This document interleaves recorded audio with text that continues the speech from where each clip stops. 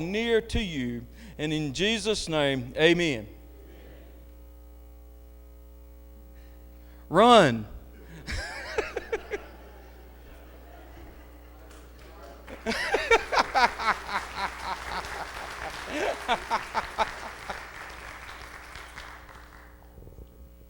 Thank y'all. Well, they wanted me to introduce Tiran, and I think as most of you who were here on Sunday morning a couple of weeks ago heard me say, I heard him speak at a meeting in July down in a medical meeting on Jekyll Island, and by far and away the most inspirational speaker I've ever heard. And I'm not going to tell you a whole lot more, but I'm going to introduce you, Tiran Jackson. It's your time.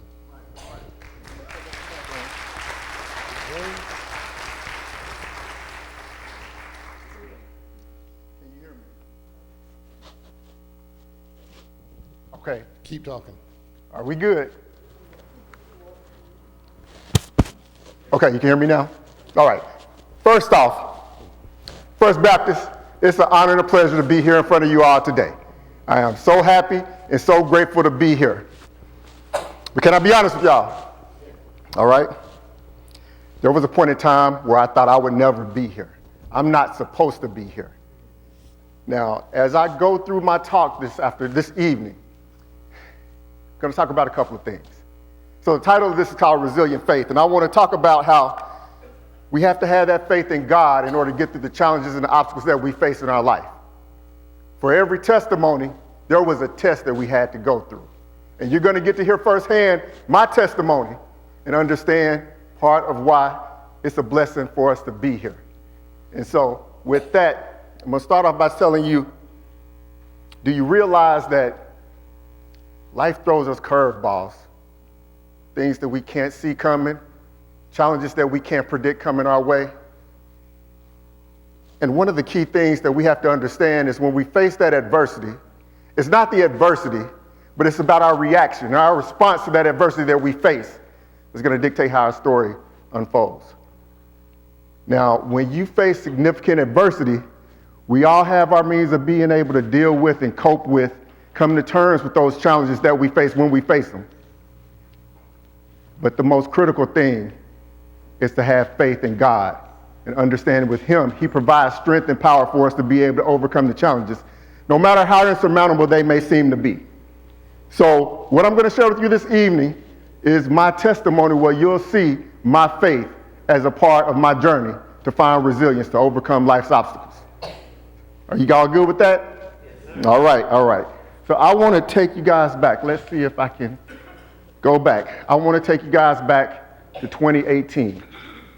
2018, my wife Malika and I, we were celebrating a momentous occasion.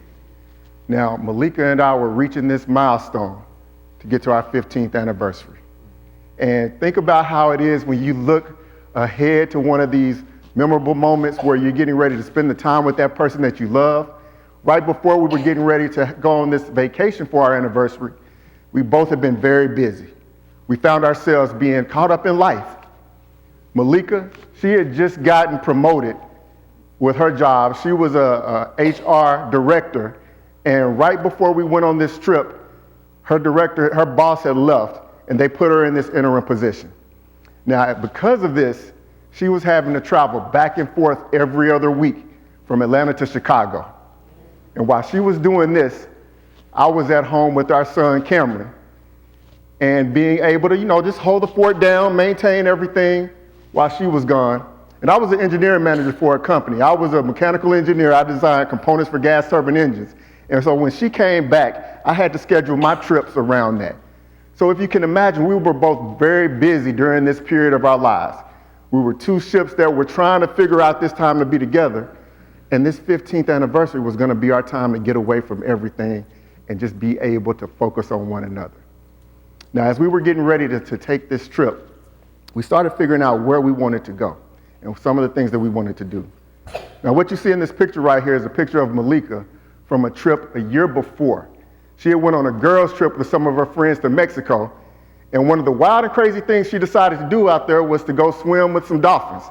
Now, that's not a bad thing. I have no problem with that. And she had a great time doing that. But when we started looking at where we wanted to go to celebrate this 15th anniversary, she found a resort in the Bahamas. And what they promote at that resort was that you could actually go and swim with the pigs. I know, that's what I said, right?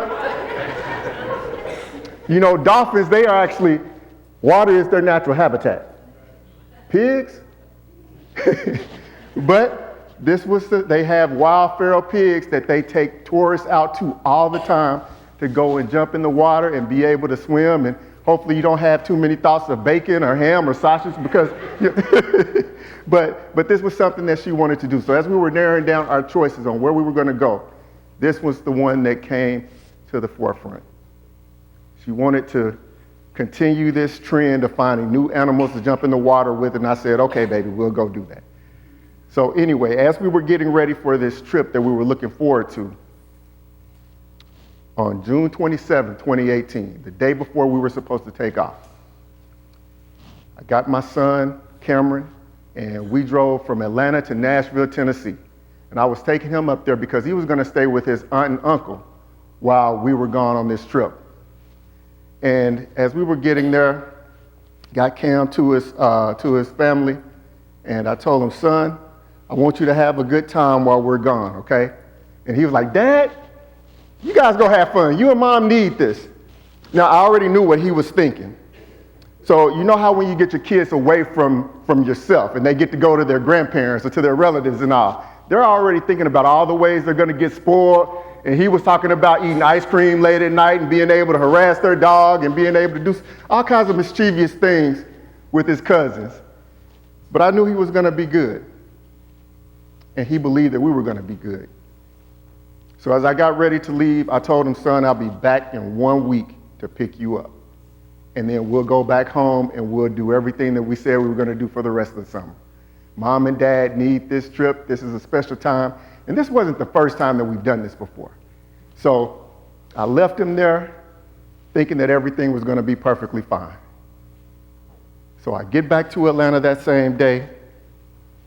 And the next morning, Malika and I, we start preparing. We start packing our bags were already packed. Don't get me wrong. I don't wait till the last minute when we were looking forward to this trip. But we got ourselves together, got to the airport because we were taking off that morning to go to the Bahamas.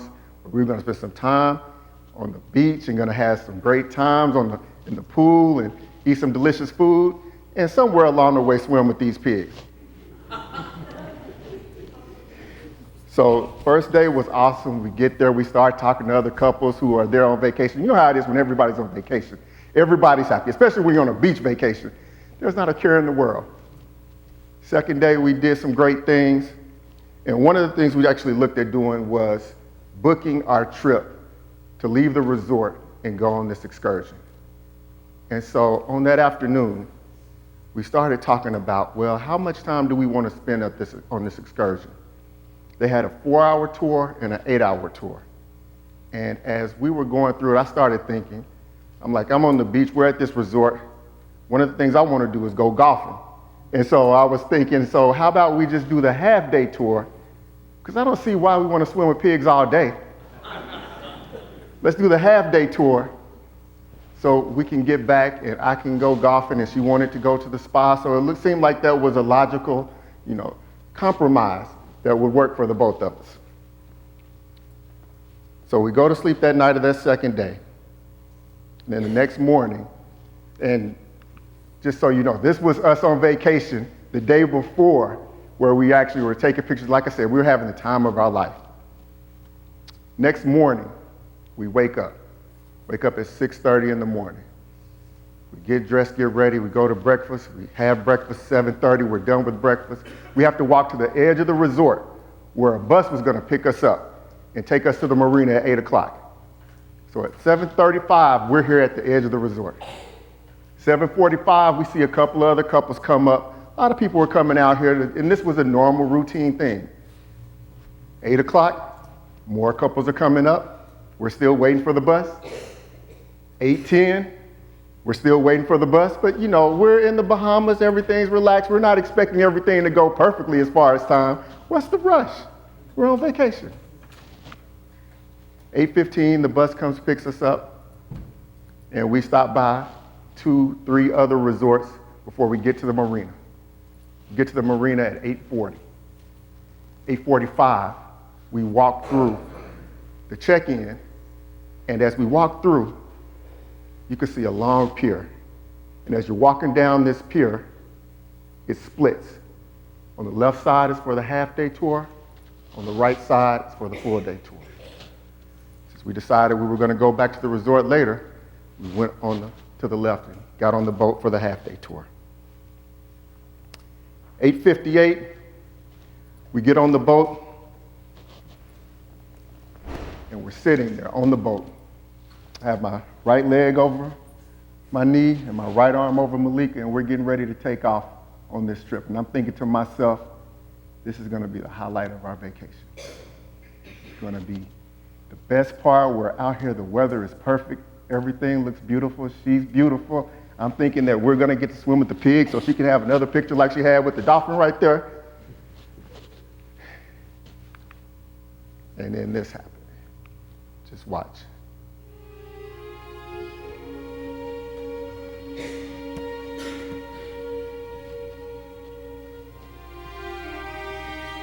They met nearly 2 decades ago while in college at Tennessee State University. She was an AKA with a megawatt smile, a beautiful heart, and a magnetic personality. He, a Kappa, a humble guy with a sweet soul who prided himself on his study habits. They fell in love immediately after meeting at a party. They married 2 years later and had a son, Cameron. Their friends and family described their marriage as the perfect union between 2 strong, smart, and God-fearing people. Tiran and Malika Jackson were undeniably the envy of most couples. Tonight, authorities in the Bahamas investigating what caused this popular tour boat to explode, killing 1 American woman and injuring at least 9 others, leaving behind this incinerated floating shell. But on June 30th, Malika died while the two were celebrating their 15th wedding anniversary while vacationing in the Bahamas. She was 39. These are pictures of the duo taken the day before tragedy struck. They were enjoying a romantic getaway when the engine of the tour boat they were on suddenly exploded off the coast of Exuma. 10 American tourists were on board the 40-foot chartered boat at the time of the incident. Tiran lost his leg, broke his collarbone and fractured his pelvis and spine, suffered second-degree burns, and had his left shoulder dislocated. Malika, who was sitting where the engine exploded, was killed. And now Tiran, whose doctors say is a walking miracle, is forced to be a single father. And while his wife is gone, these pictures, memories, their son, are all reminders of the love that was and will forever live inside of his soul.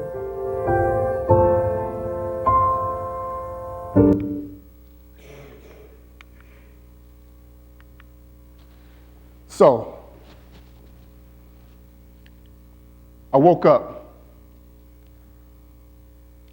at 9:08 that morning. I woke up face down on the surface of that burning boat.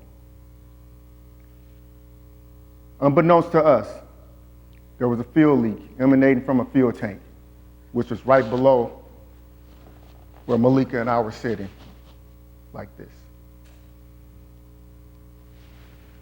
The only reason I woke up was because my right leg was on fire, literally on fire.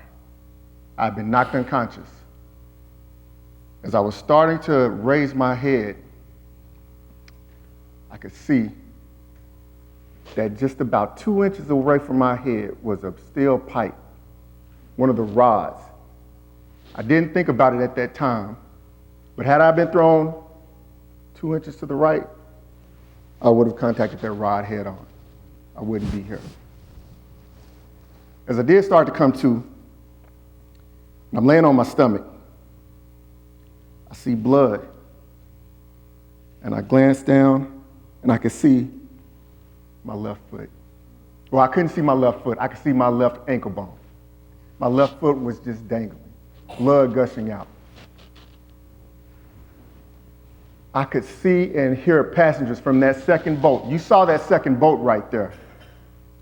They were probably about 60 yards away from us. And they were yelling at me, "Get off the boat, get off the boat, get off the boat." And I'm thinking to myself, yes, I need to get off this boat.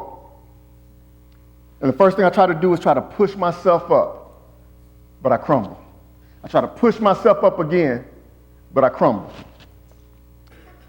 I didn't know it at the time, but I had a broken right foot, third-degree burns on my right leg, a fractured pelvis, fractured vertebrae, bruised ribs, broken collarbone, and I ended up being in and out of consciousness 5 times in a matter of an hour.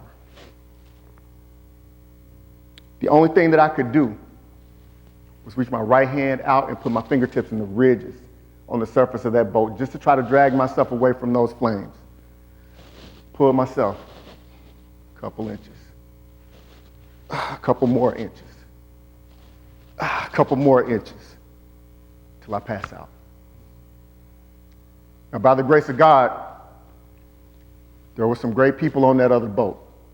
The water was still pretty shallow. They risked their lives to come and pull me off the edge of the boat and carry me to their boat. And minutes after they did that, the second fuel tank on the boat that we were on exploded. As I'm still trying to process what's going on, my first thought is, where's Malika? Where's my wife? She wasn't on that boat. Now, she had gotten thrown in a different direction as a result of the explosion. And apparently there was another boat that was out there. Her and one other young lady who were injured were picked up by that other boat.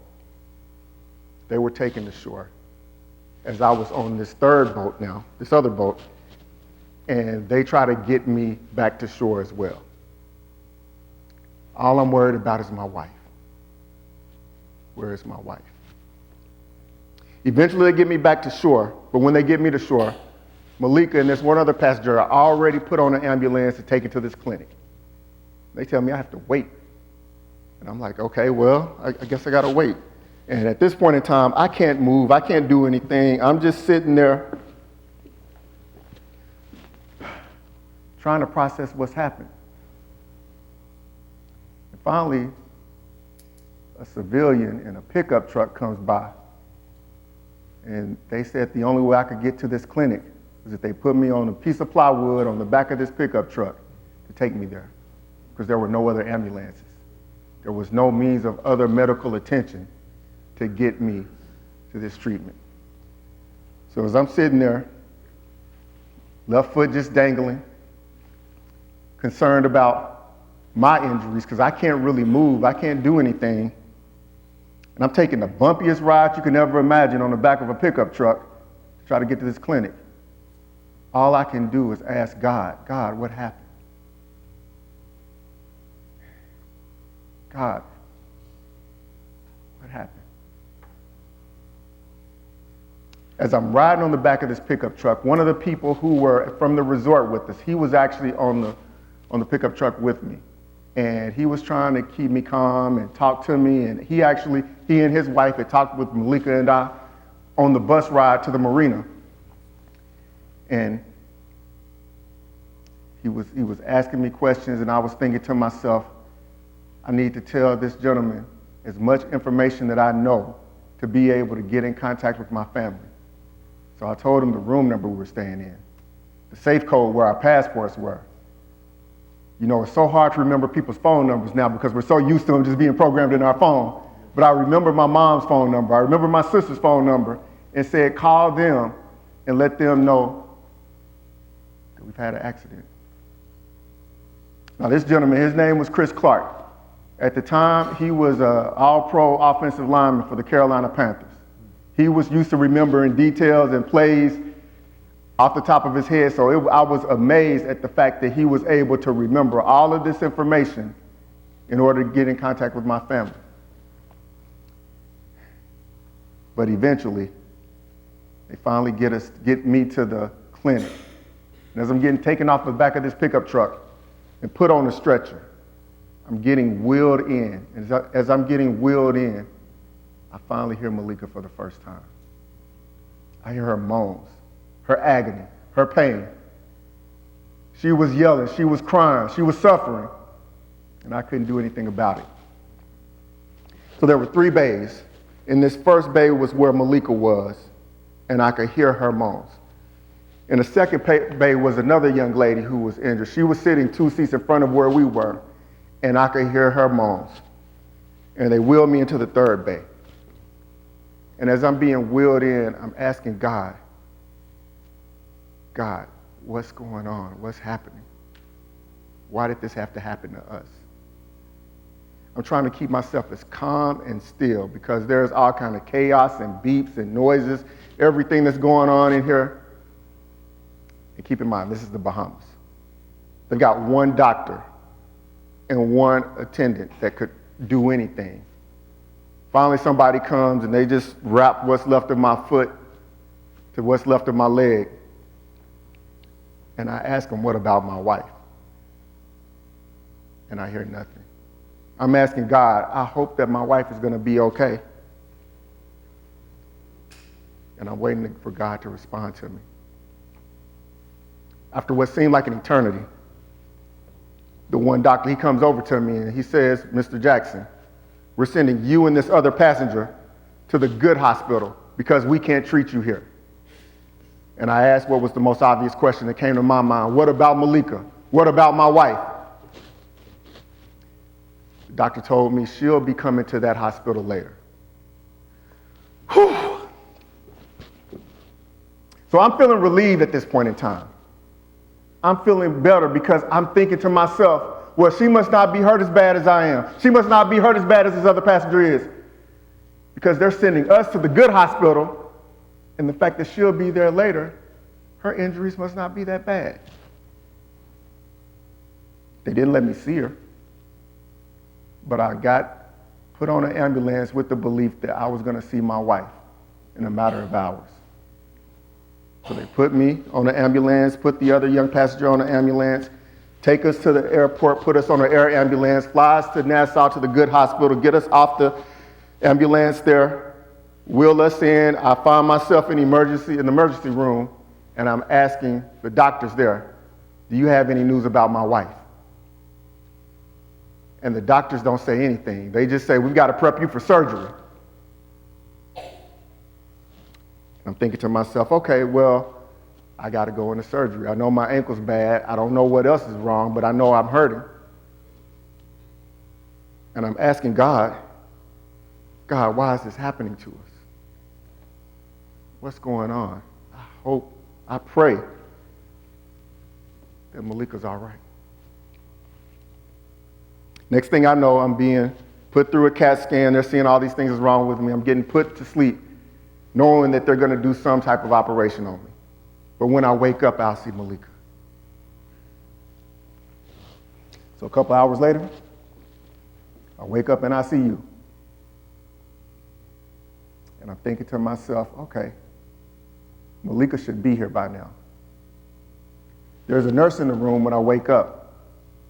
And once I wake up and try to mumble something to her, she says, let me go get the doctors. So she leaves the room. And then after a couple minutes, 2 doctors come in. As soon as the doctors come in, I say, where's my wife? Where's Malika? 2 doctors look at each other confused. They walk back out the room. I'm thinking to myself, this is the most obvious question. God, where is my wife? She should be here by now. She should be somewhere. After a couple minutes, the doctors come back in. One of them looks at me and tells me, Mr. Jackson, we hate to inform you, but your wife didn't make it. Now, let me tell you guys something. I am an eternal optimist. I look at the positive side of everything, and I'm trying to think, okay, she hasn't made it. You mean she hasn't made it yet? That there must have been a problem with the airplane. Maybe they had to refuel. Maybe they had some mechanical issue. But the doctor at the other clinic told me that she was going to be here at this hospital. She said, no. Your wife died at that clinic. They didn't want to tell you before you got on the airplane to come here.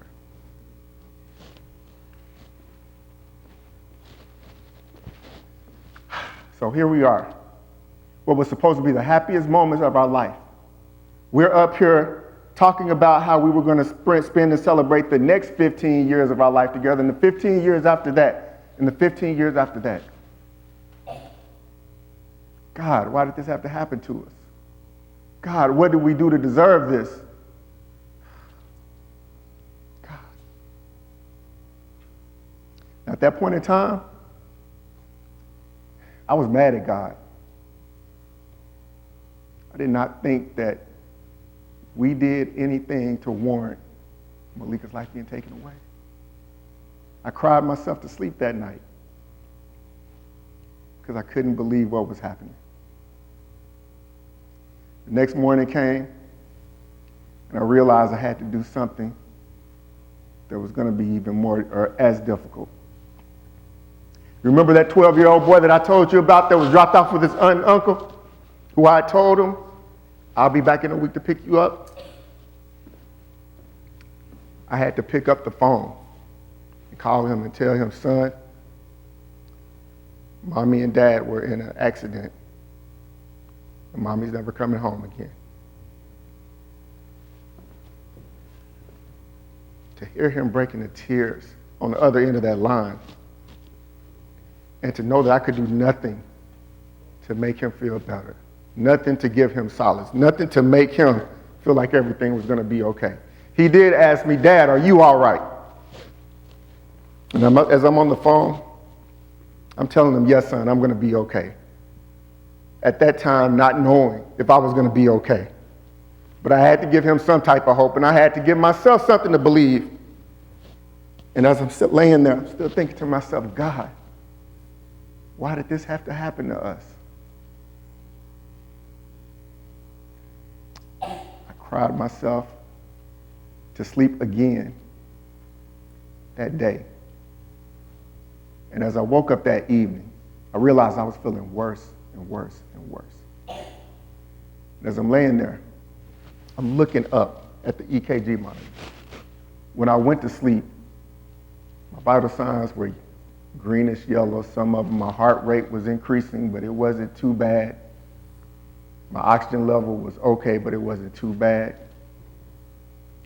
But as I woke up, I realized all my vital signs were turning from green to yellow to red.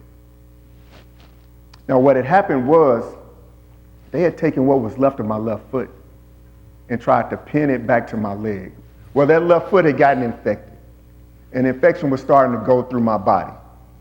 And instead of trying to treat the infection, they were just giving me pain medication to be able to not be as uncomfortable as I could have been. And as I realized all my vital signs were red, I was asking God, God, I'm in the truest state of despair now. You've taken my wife. I've told my son I was going to be all right. And now, as I look at this EKG monitor, I realize that you're about to take me too. It's a sobering feeling to come to grips with the fact that the next time you close your eyes is probably the last time you'll close your eyes. I started thinking back about some of the things that happened to me while I was growing up, some of the bad decisions I might have made, some of the things along my life that could justify why God was about to bring me home after he's already taken Malika home. Because I went to sleep thinking that I wasn't going to wake up. Now, by the grace of God, I did wake up that next morning.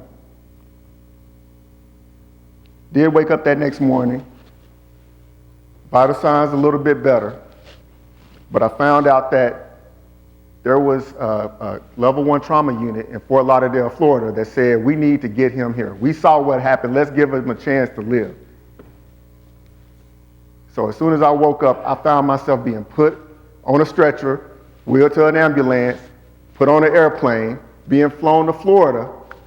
My mom and my sister, they had flown from Nashville, Tennessee down to Florida to meet me. And once we got there, the doctor said, we got to do whatever we can to make sure that we can save his life. The doctors told my family, had he spent 2 more days in the Bahamas, he definitely would have died. 1 more day, he probably would have died.